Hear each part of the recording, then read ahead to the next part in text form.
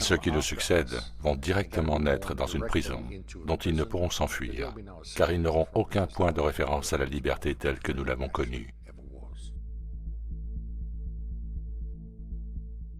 Je vais vous montrer cet article de la BBC et le parcourir avec vous. Regardez ça, c'est assez intéressant.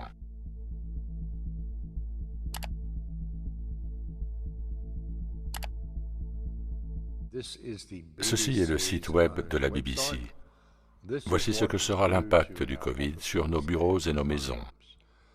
J'entends beaucoup de gens parler de post-futur. Il n'y a pas de post-futur, les amis. Il est écrit ici, un jour le virus s'estompera. Il pourrait être éradiqué. Mais même dans ce cas, la vie ne reviendra pas simplement à ce qu'elle était avant le Covid-19. Sous l'impulsion de la crise, les architectes ont repensé les bâtiments que nous habitons. Ok, donc défilons vers le bas et rencontrons Leila. Son origine et son âge sont indéterminés. Nous sommes en 2025. Leila travaille chez elle 4 jours par semaine, et c'est ainsi depuis le verrouillage économique de l'année 2020. Ok, donc ils sont enfermés depuis 2020, et nous sommes ici en 2025. À 6h30, elle part au travail, elle arrive à son bureau à 7h pour des réunions. Les heures d'ouverture de l'entreprise où elle travaille sont échelonnées pour réduire au minimum le nombre de personnes arrivant en même temps. Pas de contact humain. Ses journées de travail sont principalement consacrées aux réunions. Fini les jours où elle allait au travail pour bosser sur son écran. Elle peut le faire chez elle. Au rez-de-chaussée du bâtiment, Leila se place devant un scanner corporel thermique pour vérifier que sa température est normale. Aujourd'hui, elle a 36,5, donc elle passe.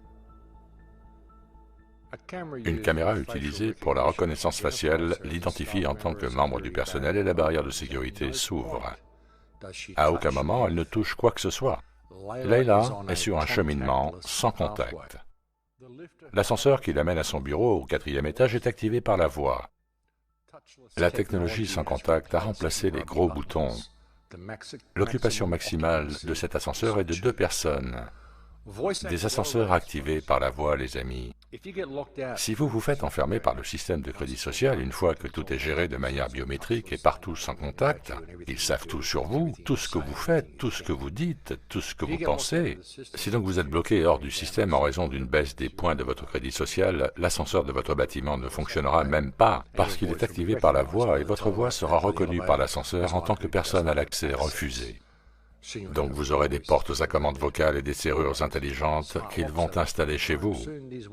Il n'y aura bientôt plus de clavier numérique. Très vite, ils seront biométriques, activés par la voix. Et si votre crédit social est trop bas, elles ne s'ouvriront tout simplement pas pour vous. Au 4e étage, elle marche dans le couloir et passe la porte. Ceux-ci sont plus larges qu'auparavant pour garder une distance entre le personnel et réduire ainsi les chances de transmission du virus. Bien sûr, c'est ce qu'ils disent, mais c'est juste pour nous garder séparés. À la porte, Leila utilise un désinfectant pour les mains. Elle y est tellement habituée qu'elle n'y pense même plus. Elle s'installe à son bureau. Une grande partie de l'immobilier ainsi que les panneaux muraux et les façades sont fabriqués à partir d'un matériau antibactérien, antimicrobien, qu'il est plus facile à nettoyer et sur lequel les bactéries ont plus de mal à se fixer. Leila se fait un café dans la cuisine où les plans de travail sont également antimicrobiens. Les poignées des tiroirs et des armoires sont en cuivre. C'est plus coûteux, mais c'est un matériau naturellement répulsif pour les microbes.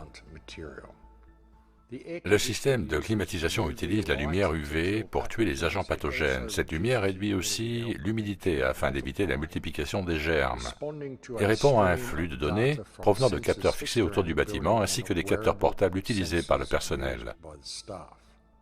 Des capteurs de proximité également, les amis. Génial. Le bureau est complètement, etc., etc., etc.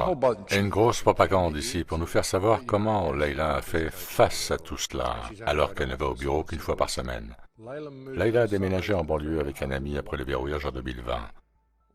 Quand le verrouillage est arrivé, elle pensait que le travail à domicile ne durerait que quelques semaines et qu'elle se débrouillerait avec un ordinateur portable sur la table de la cuisine.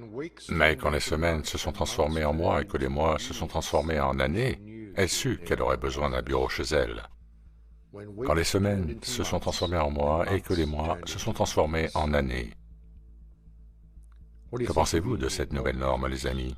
Et réalisez que dans ce scénario, avec la technologie de l'activation par la voix, donc des serrures de porte activées par la voix et le système du crédit social, ils ont réussi à transformer le monde entier en une prison, et chaque maison en une cellule de cette prison, de laquelle vous n'êtes seulement autorisé à sortir que si vous vous comportez bien. Vous ne pouvez sortir que si vous vous comportez de la manière dont le gouvernement le décide. Vous devez bien vous tenir. Plus de liberté, les amis, rien du tout. Le monde entier est désormais une prison et chaque maison est désormais une cellule de cette prison. Super plan, plan magnifique. Et le problème est qu'il est en train de fonctionner et qu'il fonctionnera plein tube si les gens ne se rendent pas compte de ce qui se passe en ce moment. C'est très sérieux, les amis. Ce qu'ils veulent faire à tous les niveaux. Isolement total. Vous travaillez chez vous. Aucun contact physique avec quiconque, un travail totalement privé de contact humain. On ne touche rien, on ne touche plus les autres humains. Cela fut un sacré changement pour Layla, ainsi que pour des millions comme elle.